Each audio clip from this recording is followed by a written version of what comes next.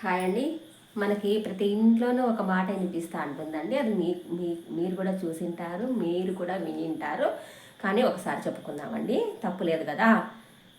అన్నం తిని పడుకో, అన్నం తిని చదువుకో, అన్నం తిని పని చేసుకో, అన్నం తిని బయటికి వెళ్ళు. అమ్మ ప్రతి ఒక్కసారి మన ఆకలి తనకే ఎక్కువ తెలుస్తుందండి. ప్రతి ఒక్కసారి అన్నం తిను, అన్నం తిను, నిద్రపో, అన్నం తిని నిద్రపో, అన్నం తిని లే, అన్నం తిని కూర్చో, అన్నం తిని పని చేసుకో, అన్నం తిని బయటికి వెళ్ళు, అన్నం తిని డ్యూటీకి పో అని చెప్తారు కదా. మళ్ళీ మీలో ఎంతమంది నువ్వు కూడా అన్నం తిను అన్న వాళ్ళు ఎంతమంది ఉన్నారో చూడండి, మీరే గుర్తుపెట్టుకోండి. ఉన్నారా అండి ఇంతకును? ఉంటే చెప్పండి, మీరు కూడా వింటాను, ఓకేనా.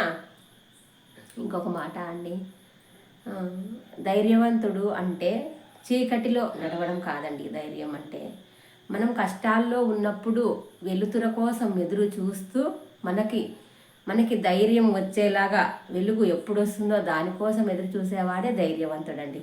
అంతే కదండి, నిజమే కదా. ఇంకొక మాట అండి, అతను చాలా పెద్దవాడు, అతను చాలా గొప్పవాడు అంటారు.